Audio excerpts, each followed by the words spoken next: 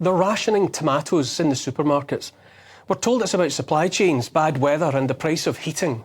But right now, in terms of the messaging, I suspect it's more about pushing the word, rationing. Less about any believable shortage of food and more about getting us used to hearing the word. No doubt, if experience is anything to go by, the rest will come later.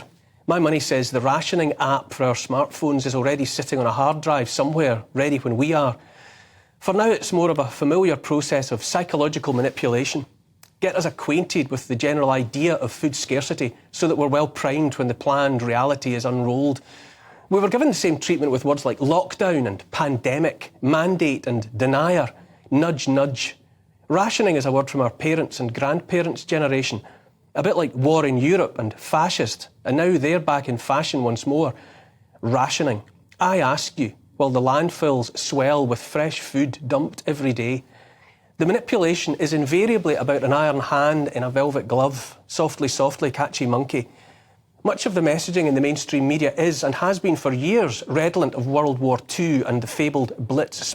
We're all in it together, making do, mustn't grumble, doing our bit, standing up for democracy, defending the free world, sacrifice, keep calm and carry on. Someone somewhere must think our heads zip up the back. Since I've mentioned the D word, which is democracy, why not pause for a moment to consider whether any of us has had a chance to vote, voting being that part of democracy we're invited to think matters most, on any of this? Do you remember ever voting to give the government the power to lock us in our homes, to shut our children's schools, our pubs and restaurants, shops and businesses, to tell us who we could visit or have in our homes, whether we could go for a walk, travel within our own country, far less beyond these shores? Do you remember voting to empower employers to mandate medical procedures for their staff? And while we're on the subject of propaganda, who thought to convince us it was OK to demonise and exclude healthy fellow citizens on the grounds they might be carrying an invisible disease?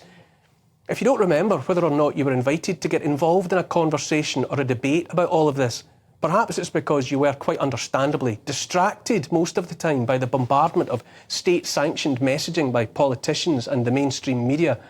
Or maybe you were just afraid of the guaranteed ridicule or losing your job. It's not just us here in the UK either.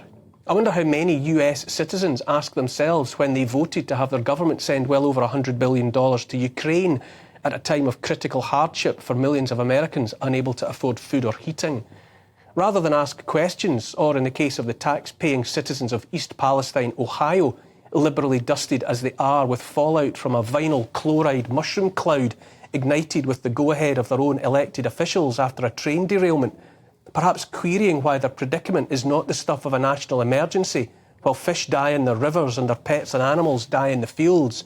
They're apparently expected to be reassured by the sight of Joe Biden posing for photos thousands of miles away in Ukraine, while air raid sirens provide sound effects and President Zelensky turns out once more in his freshly laundered combats.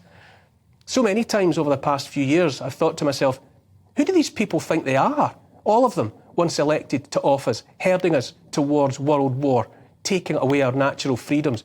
Who do these people think they are that feel empowered to disregard our liberty, our very existence as independent individuals, and spend their time posturing and politicking, fiddling while Rome burns?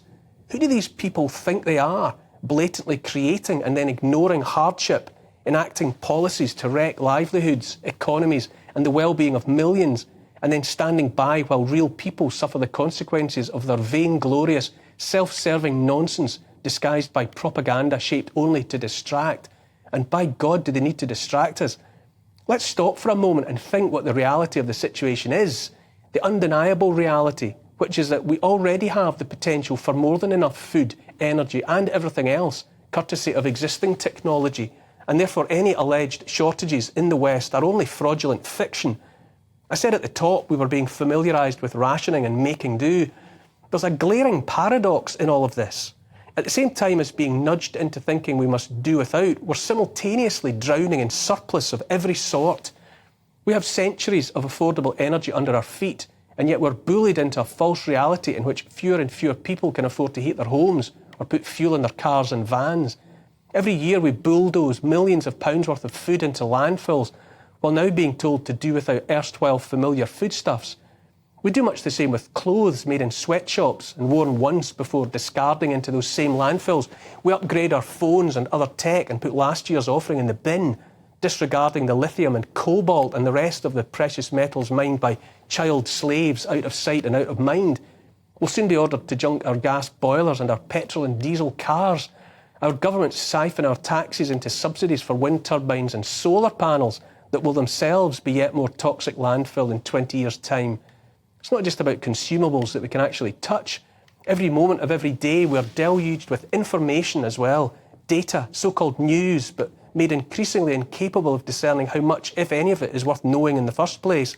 So much chaff in which to hide the wheat. We're drowning in words, but struggling desperately to find so much as a sentence worth reading. Instead of being educated at school, learning objectively and meaningfully about our shared history, heritage and culture, about how to understand the world and contributing to its betterment, our children are too often indoctrinated with propaganda, drilled with ideologies predicated upon obsession, not with the content of people's characters, but with the colour of their skins and the nature of their sexual preferences, real or imagined.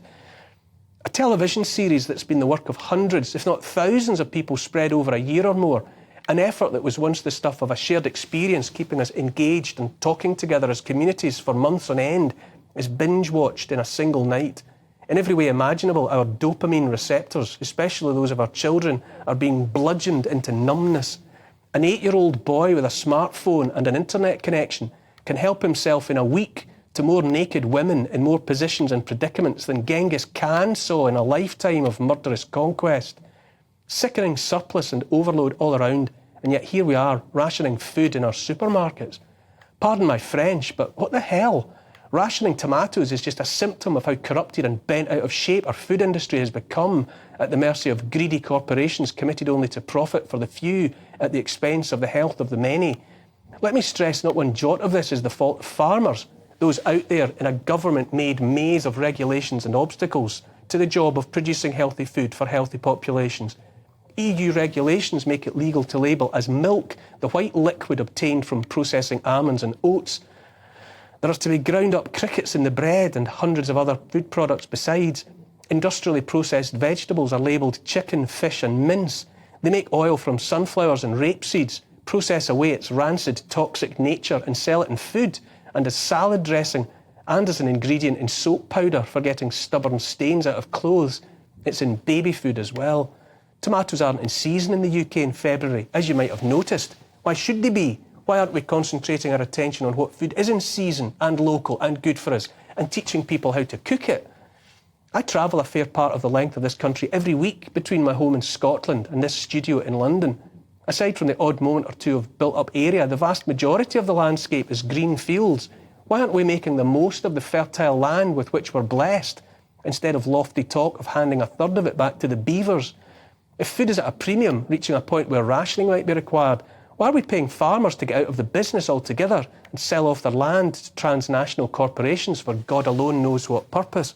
Why are planes and ships burning fuel to transport avocados for thousands of miles around the world from places where the mass cultivation of the product causes catastrophic damage to local water supply? What do you think is the answer to these questions? Are our leaders so inexperienced, so clueless about the practicalities of the world that they just don't know how to run the country for the benefit of the people they're supposed to serve? Or are they knowingly in the service not of the people they're elected to represent, but of transnational corporations, the markets and the Bank for International Settlements? Which of the two options do you think it might be? Or is it simpler and more depressing still? Have our leaders in fact simply persuaded themselves that distraction is the only game they need to play? Are we simply to be fed a diet of propaganda and downright lies about health and food and the climate and war and biology and race until we're so unwell, confused, exhausted and anxious we won't notice when they pick the last penny out of our pockets and lock us down in a digital ghetto, watched around the clock by cameras and listening devices we pay through the nose to carry in our own pockets? And they're rationing tomatoes. Here's the thing, the world has been run off the rails. No wonder it's all about distraction, because distraction is all they have. Greed and unrestrained power have brought us to the only destination that was ever in view, which is right here, right now. They won't fix the mess because the mess suits them. I don't have all the answers, but I do know the solution starts with ignoring any more of their nonsense.